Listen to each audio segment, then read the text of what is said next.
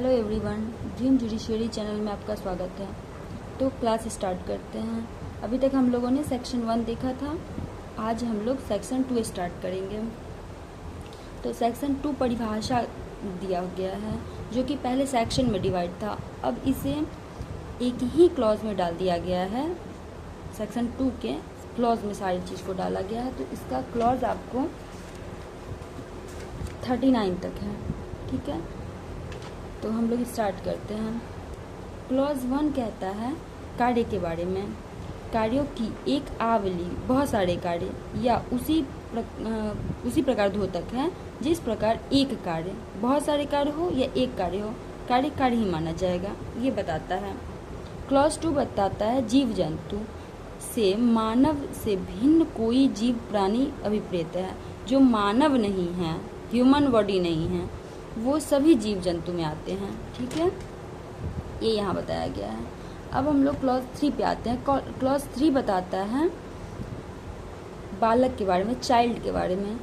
Child से 18 वर्ष से कम का जो भी बच्चा होगा वो बालक माना जाएगा, ठीक है, जो कि यहाँ 18 वर्ष एज लिमिट बताया गया है। अब हम लोग क्लॉज 4 देखते हैं, कूटकरण, काउंटरफेट, जिसको किसी भी दस्तावेज का अगर कूटकरण किया जाता है ये आशय जानते हुए कि किसी को इससे हानि होगी, वो कूटकरण में आता है।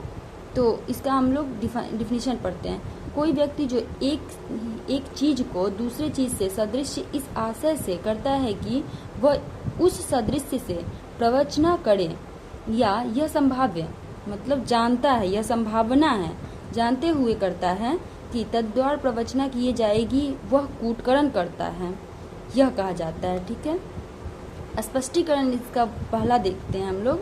कूटकरण के लिए यह आवश्यक नहीं है कि नकल ठीक वैसे ही हो, सेम नकल होना इम्पॉर्टेंट नहीं है। स्पष्टीकरण 2 देखते हैं, जबकि कोई व्यक्ति एक चीज को दूसरे चीज के सदृश कर देता है, ऐसा है कि तद्वारा किसी व्यक्ति को प्रवचना हो सकती हो, मतलब उसे प्रवचना हो, तो जब तक कि प्रतिकूल साबित न किया जाए यह उपधारणा की जाएगी। यह माना जाएगा जो व्यक्ति एक चीज को दूसरे चीज से इस प्रकार सदृश्य कर बनाता है, उसका आशय उस सदृश्य द्वारा प्रवचना करने का था, ठीक है, या वह यह संभाव्य जानता था कि तद्वारा प्रवचना की जाएगी।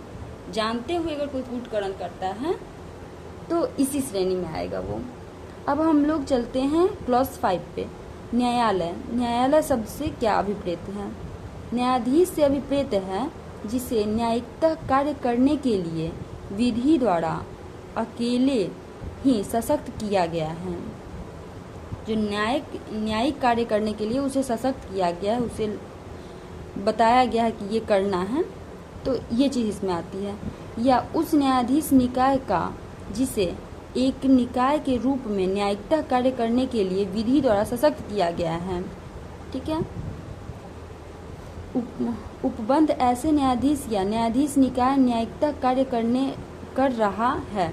अगर कोई व्यक्ति न्यायाधीश है और वो अपने घर में खाना खा रहा है या अपने घर में बीवी के साथ बात कर रही है, जो उसके न्यायिक कार्य के बाहर, कोर्ट के बाहर कर रहा है, उसे हम लोग न्यायाधीश नहीं कहेंगे, वो जज नहीं कहलाएगा, ठीक है। जो जुडिशियरी वर्क कर रहा होगा ओनली उसी टाइम वो जज कहलाएगा। चलिए हम लोग अब चलते हैं क्लॉज 6 पे। क्लॉज 6 बताता है मृत्यु के बारे में। मृत्यु से जब तक कि संदर्भ से प्रेरित प्रतीत न हो, मानव की मृत्यु अभिप्रेत है, ठीक है। अब हम लोग क्लॉज 7 पे चलते हैं। ये तो आप लोगों को समझ में आ ही गया होगा। क्लॉज 7 बताता है बेईमानी के बारे में। पहले हम लोग इसको ना सेक्शन के थ्रू पढ़ते थे, तो हम लोग ऐसे याद किए हुए थे, जिसको सदोष लाभ हो, एक को सदोष लाभ, एक को सदोष हानि, बेईमानी। लेकिन अब इसे क्लॉज में डाल दिया गया है और यहाँ पे इसको 7 में डाला गया है, और सदोष लाभ सदोष हानि को 36 और 37 में डाला गया है, ठीक है। तो हम लोग अब देखते हैं बेईमानी के बारे में। तो ये तो हम आपको बता ही दिए, एक को सदोष लाभ हो, एक को सदोष हानि हो, उसे कहते हैं हम लोग बेईमानी। दस्तावेज से अभिप्रेत है, जिसको किसी पदार्थ पर अक्षरों, अंकों या चिन्ह के साधन द्वारा या उन्हें एक से अधिक साधनों द्वारा अभिव्यक्त या वर्णित किया गया हो, और इसके अंतर्गत ऐसे इलेक्ट्रॉनिक, मतलब इसमें इलेक्ट्रॉनिक भी आएंगे, और डिजिटल अभिलेख भी, ठीक है, जो उस विषय के साक्ष्य के रूप में उपयोग किए जाने को आशयित हो या उपयोग किया जाए। ठीक है, ये तो हम लोग को समझ में आ गया। दस्तावेज हम लोग उसे कहेंगे जो अक्षरों द्वारा, अंकों द्वारा या चिन्हों द्वारा, कहीं भी पत्थरों पे भी अगर हो तो उसे भी हम लोग दस्तावेज कहेंगे। इसमें इलेक्ट्रॉनिक और डिजिटल अभिलेख सभी आते हैं।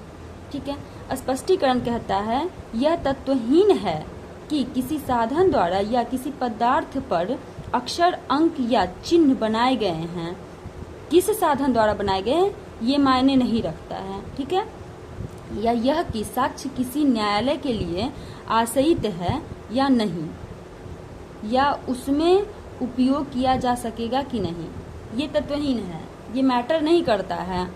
ठीक है, अब हम लोग क्लॉज 9 पे चलते हैं। क्लॉज 9 बताता है कपटपूर्वक के बारे में, फ्रॉडुलेंटली के बारे में। से कपटपूर्वक से अभिप्रेत है, से प्रकार करने से, आशय से कोई कार्य करना अभिप्रेत है।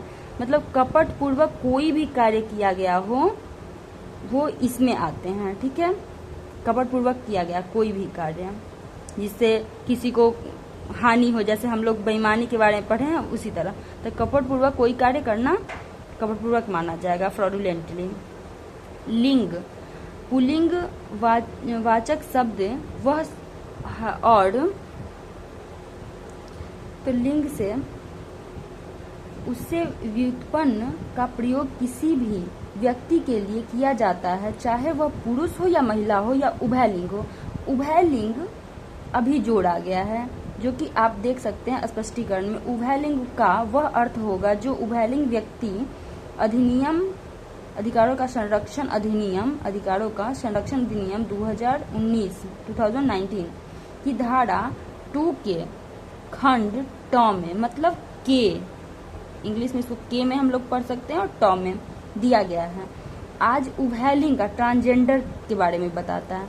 आज ट्रांसजेंडर के बारे में हम लोग इसलिए पढ़ रहे हैं कि इस पे एक मूवी भी आई है, ताली मूवी, जो कि एक गौरी सावंत है, जिनके वजह से आज ट्रांसजेंडर को एक व्यक्ति के रूप में माना गया है, उनको अधिकार दिया गया है, नहीं तो पहले ये सब नहीं दिया गया था। ठीक है, आज इनको हम लोग यहाँ पे पढ़ पा रहे हैं बस इसी वजह से। तो आज हम लोगों ने क्लॉज 10 तक देखा है, कल हम लोग फिर इससे आगे पढ़ेंगे। ठीक है, थैंक यू।